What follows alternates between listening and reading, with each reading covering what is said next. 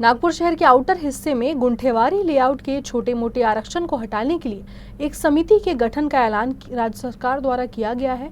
हाल ही में नागपुर सुधार प्रन्यास के ट्रस्टी नियुक्त हुए पूर्व नागपुर के भाजपा विधायक कृष्णा खोपड़े ने विधानसभा में इन आरक्षणों की वजह से नागरिकों को हो रही दिक्कतों का विषय विधान भवन में उठाया था, जिसे लेकर राज्य सरकार ने इन आरक्षणों को हटाने के लिए एक समिति के गठन का निर्णय लिया है और इस समिति का कार्यकाल 1 वर्ष का होगा।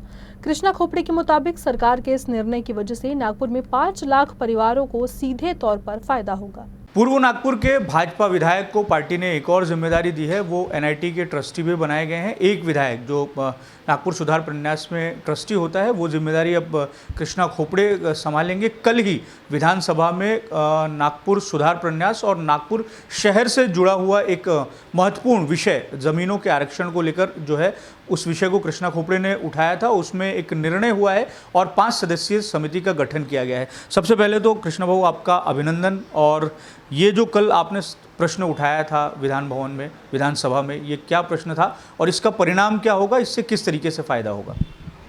नागपुर शहर के चारों दिशाओं में गुंठेवारी अंतर्गत 572 1900 के अंतर्गत अनेक लेआउट के आरक्षण निकले, लेकिन कई कई जगह किरकोळ आरक्षण बड़े पैमाने पर है और इसीलिए उनके घरों का नियमितीकरण नहीं हो रहा।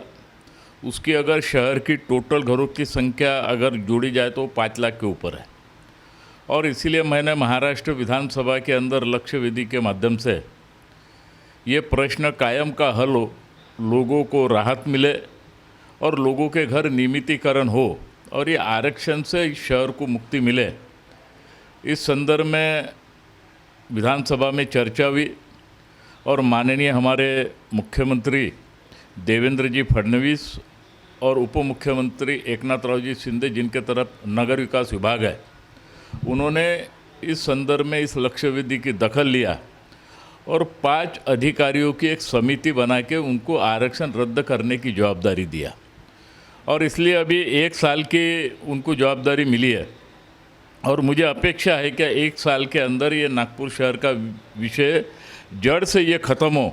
5 लाख के ऊपर घरों की संख्या है, वो बेचारे नियमितीकरण भी नहीं कर सकते। उन्होंने एनआईटी में 3000 रुपये भी भरा हुआ है, आरक्षण के वजह से उनके घर भी अटके हुए हैं और इससे उनको परमानेंट उनका सोल्यूशन निकले।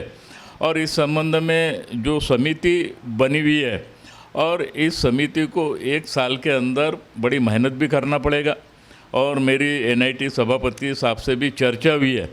जितनी भी जो फाइलें होंगी वो सब अभी आरक्षण के संदर्भ में वो सभापति को ये समिति के तरफ जाएगी। वैसे देखा जाए तो गुंठेवारी के अंतर्गत एनआईटी चेयरमैन कुछ कायदे में अधिकार है, उनको भी शासन ने लेटर दिया हुआ है कि तुमको अधिकार है, तुम अपने अधिकार का उपयोग करके ये आरक्षण को डिलीट करें। उन्होंने भी उस संदर्भ में कार्रवाई किया और ऊपर से एक शक्कर डालने का काम ये समिति का और एक उसमें गठन हुआ है और निश्चित रूप से मुझे अपेक्षा है और नागपुर शहर के लगभग 5 लाख लोग जो रहते हैं और उनको राहत मिलेगी।